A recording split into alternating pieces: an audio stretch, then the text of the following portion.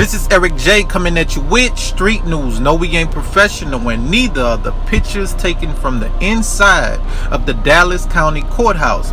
But before I address the psychological purpose of these photos, let's travel back in time. And while we're doing that, let me say this to you. Study your history. Understand where you come from. If history isn't taught, it will be repeated. In 1862, only 1 month before Lincoln abolished slavery in the nation's capital, this slave booklet for Washington, D.C. was published, and it broke down the role of an overseer versus a driver. The overseer was paid to get the most work out of the slaves. Therefore, overseers often resorted to whatever means was necessary. Sometimes the slave would drive the overseer off the plantation in desperation.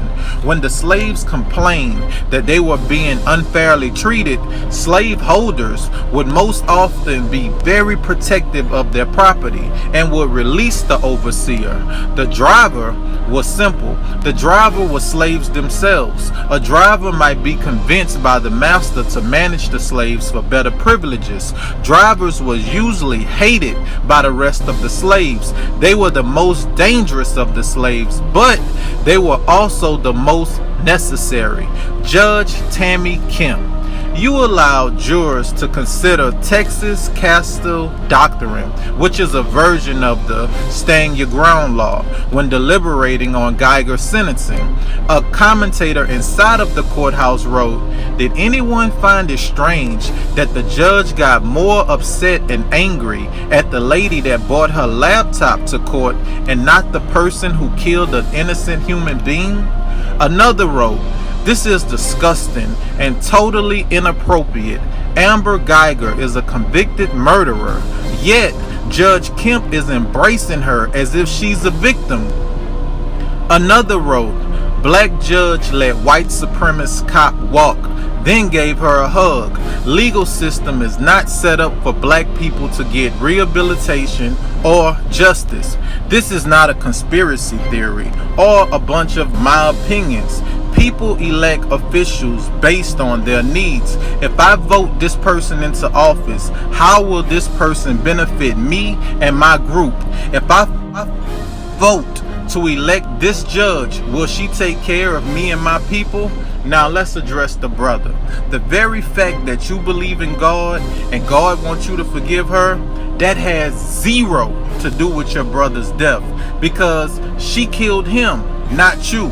Now, if you want to go visit her in prison where she belongs and read Bible scriptures to her, go ahead. That's between you, her, and your God. And as far as the officer fixing her hair in the courtroom, my question to you is simple. How many other inmates have you treated that way? How many young men have came through that courtroom and you picked up a brush and started brushing their hair? I would say zero. And that's the same amount of black men and women sentenced for murder that Judge Kemp has came off of her bench and hugged. These pictures are designed to make light of Amber actions. Amber Guyger is a murderer. She's a cold-blooded killer, and she's racist.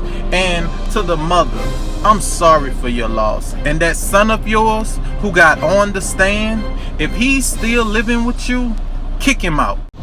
Listen, let's go to the book of Matthew. Beware of practicing your righteousness before other people in order to be seen by them, for then you will have no reward from your Father who is in heaven.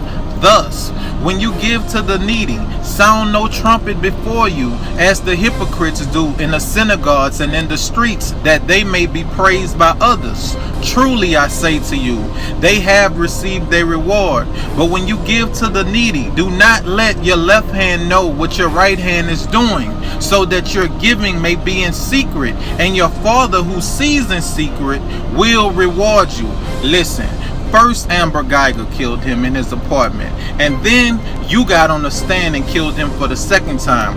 I don't know your brother, but I bet if he could rise up after being dead for 3 days like your Jesus did, I believe he would want justice for his senseless killing.